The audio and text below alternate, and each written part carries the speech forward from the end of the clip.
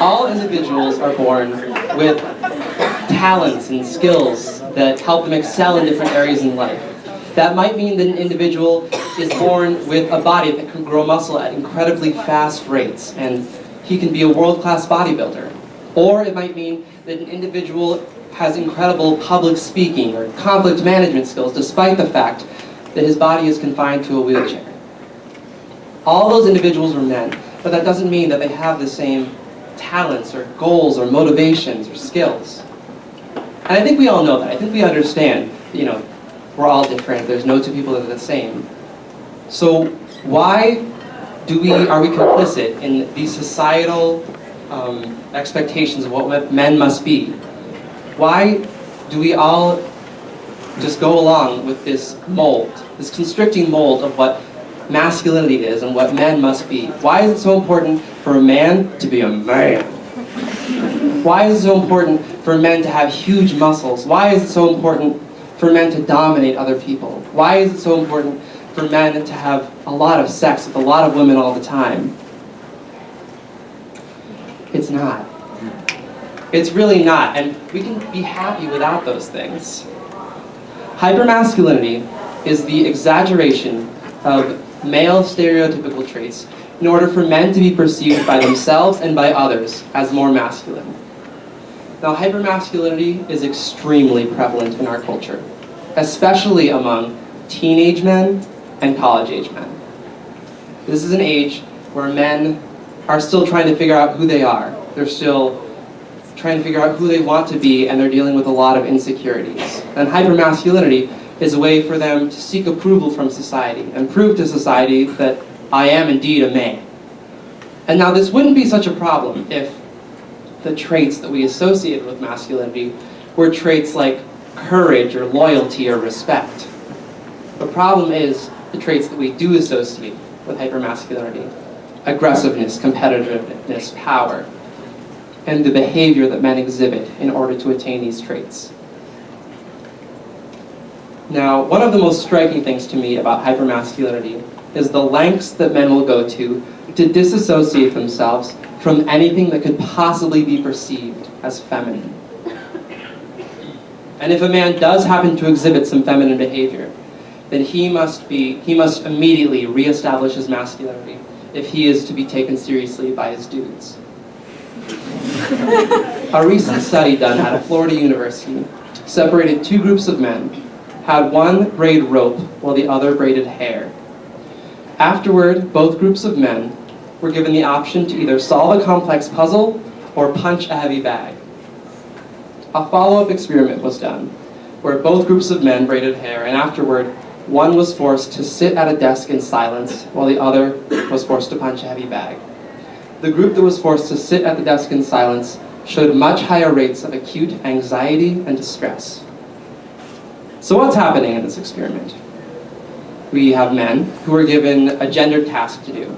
The male task being braiding rope, the female task braiding hair. The men that braid the rope, they don't seem to have very many problems. But the men that braid the hair, they are experiencing an emasculinization. They are doing an activity that is associated with femininity. And in order to reestablish their masculinity, they commit an act of violence, punching a heavy bag. And violence is an extremely common method that men use to reestablish their masculinity. And if they're unable to do this, if they're forced to sit at this desk in silence, then they are stressed out. Now, I think that this is terrifying. And I think that men are better than this. And I don't want men to be seen in this light.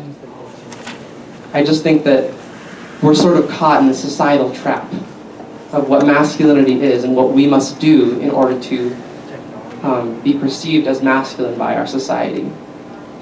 And just imagine, if this is a man's reaction to something as innocuous as braiding hair, imagine his reaction when a woman tells him what to do.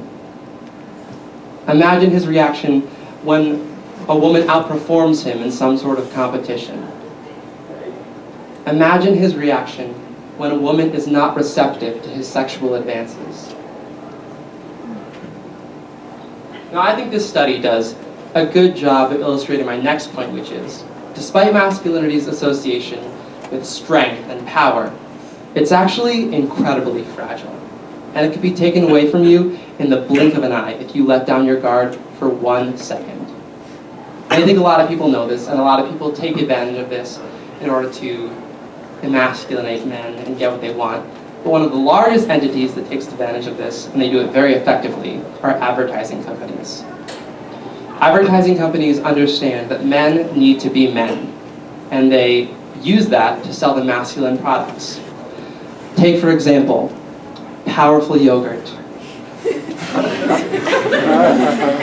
No longer will you be made fun of for indulging in such a dainty and delicate snack. This yogurt is for real men. You see the ox? This is real. This yogurt will make you as strong as an ox, and it will give you a rippling six-pack. It's working wonders. Men, if you are seriously concerned that eating yogurt will disintegrate your masculinity, I think you need to reestablish the values that make you a man. And I think this is a pretty extreme example, but many advertising companies are much more subtle in the way that they play off of masculinity. Axe body spray plays off a man's need to be sexually desirable and to dominate women, with their ads of men being chased through the jungle by hundreds of women who want to have sex with him because he just applied some Axe body spray. Now, when hypermasculinity combines with a man's need to be sexually dominant, it creates this formula for men. Men need to be having a lot of sex, they need to be having sex with a lot of women, and everyone in their immediate community and friend group needs to know that this sex is occurring. But where exactly does this leave gay men?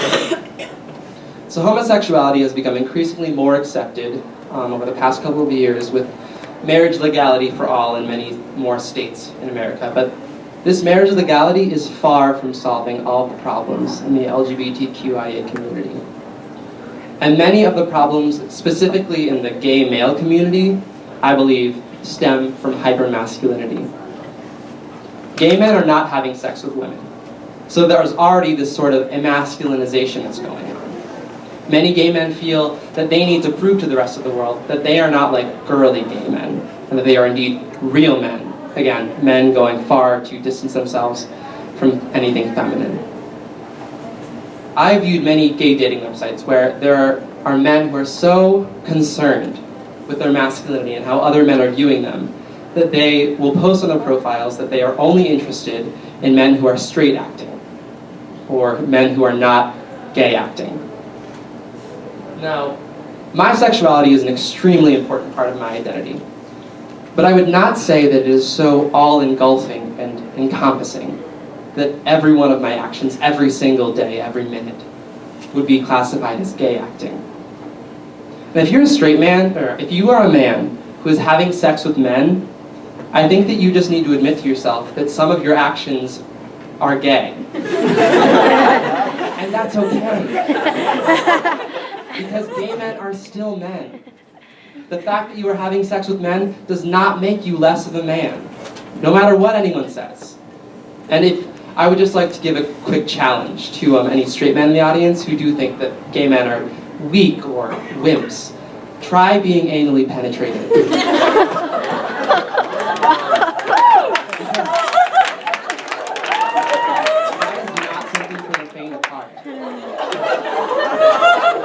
And the thing is that just because you are straight, that doesn't mean that you won't enjoy it. And that's okay. You have the same capacity to enjoy it just as any other gay man or any other woman. And it will not make you gay. It will not make you a woman.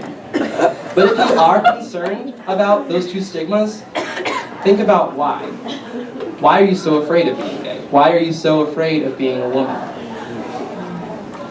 And so, quick thing on women, and I just want a quick side note. I'm just really shocked that they put everything that I wrote down in my bio, because that has never happened before. They've always edited it. And almost everything in there is true, but the last line about Vandana Shiva is my favorite physicist and environmental activist and feminist. She's Indian and she's just beautiful and wonderful in every way. And the other day I watched a video of by her where she's talking about farming and seed saving and the future of the world. And the last line of the video is extremely powerful. I just want to share that really quick. She said that the future of the world is in the hands of women and men who have the courage to act womanly. And that is extremely powerful. Men, have the courage to act womanly. You can still be a man and act womanly. And it does take courage in our society to do that.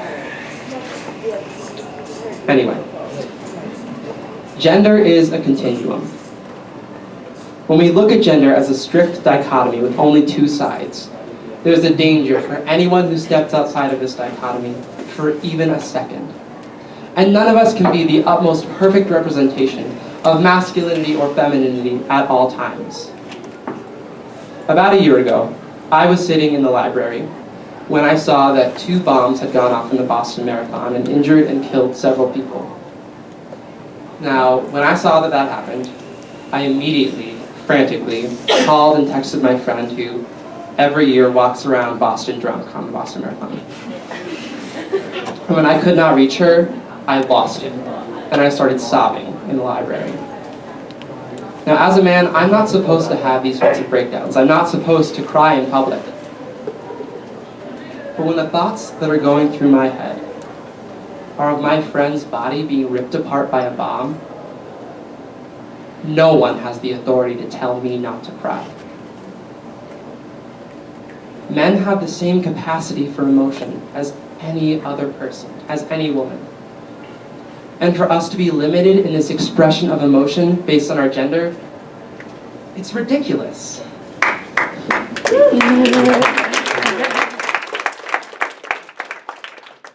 Our everyday actions have implications on how we act around men. Men, stop policing each other's behavior so much. If your guy friend does something girly, that's okay. You don't need to make fun of him. A big part of this is just about being nicer to each other.